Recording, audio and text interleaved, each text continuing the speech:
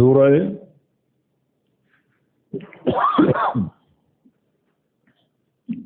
علق ہے، اور یہ نام اس سورہ مبارکہ کی دوسری آیت سے ماخوذ ہے، خلق الانسان من علق۔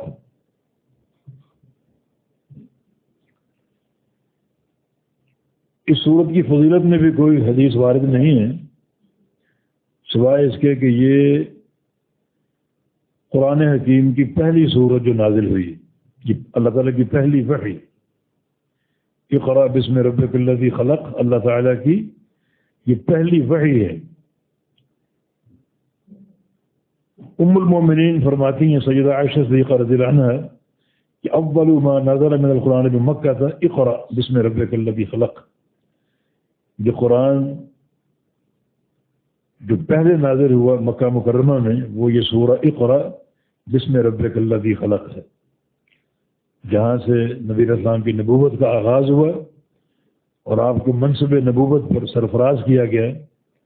یہ قرآن پاک کی پہلی وحی ہے اور پہلی وہ آیات ہیں جو نازل ہوئیں، اور یہ غار حرا میں نازل ہوئی تھی۔ غار حرا میں کیوں؟ کیونکہ رسول اللہ صلی اللہ علیہ وسلم غار حرا میں خلوت فرمایا کرتے تھے، تنہائی کہ کچھ دن وہاں گزارا کرتے تھے۔ چنانچہ سید عائشہ صدیقہ فرماتی ہیں کہ اول ما بدی به رسول اللہ صلی اللہ علیہ وسلم الرؤیا الصالحہ فی النوم، کہ نبی علیہ السلام کا جو آغاز تھا نبوت کے تعلق سے وہ نیک خوابوں سے ہوا، اچھے خوابوں سے ہوا تھا۔ آپ جو خواب دیکھتے اس کی تعبیر صبح کے اجالے کی طرح آپ کے سامنے روشن ہوتی تھی، اور اس کی تعبیر آپ دیکھتے تھے بالکل اس خواب کے مطابق۔ یہ آغاز تھا۔ دوسری چیز ثم حبب الیہ الخلا، پھر نبی علیہ السلام کے دل میں خلوت کی محبت ڈال دی گئی کہ آپ تنہائی میں جا کر بیٹھیں۔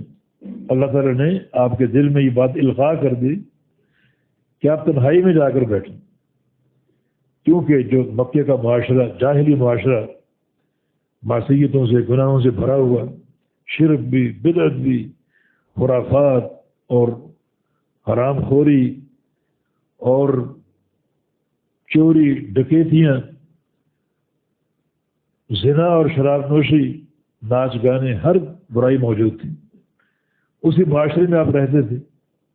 ظاہر ہے کہ ایک ماحول، ایک معاشرہ ہو، بندہ اس سے متاثر ہو سکتا ہے یا ہوتا ہے۔ اللہ تعالیٰ نے اگرچہ اپنے نبی کو محفوظ رکھا، لیکن پھر بھی جو غلط لوگ ہوتے ہیں ان کی قربت کسی حد تک نقصان دہ ہوتی۔ تو پہلی علامت کیا تھی؟ اچھے خواب جن کی تعبیر 100% ظاہر ہوتی۔ دوسری کیا تھی؟ کہ آپ کے دل میں اچانک خلوت ڈال دی، خلوت کی محبت ڈال دی گئی۔ چنانچہ آپ اپنی بیوی خدیجہ ام المومنین سے آپ زیادہ راہ لے لیتے، کھانا ایک بڑی مقدار میں، اور غار حرا میں آ کر خلوت اختیار کیا کرتے 1 مہینہ 2 مہینے، اور اس میں کیا کرتے؟ یتحنث کا الفاظ صحیح بخاری میں، یتحنث، تحنث کرتے، تحنث، یہ تحنث حنث سے ماخوذ ہے، اور حنث کا معنی گناہ، اور تحنث کا معنی گناہوں سے بیزاری۔ یہاں بیٹھ کے سوچتے کہ ہمارا معاشرہ کن گناہوں میں ڈوبا ہوا ہے، معصیتیں، فسق و فجور، ان سے اظہار بیزاری، اظہار نفرت،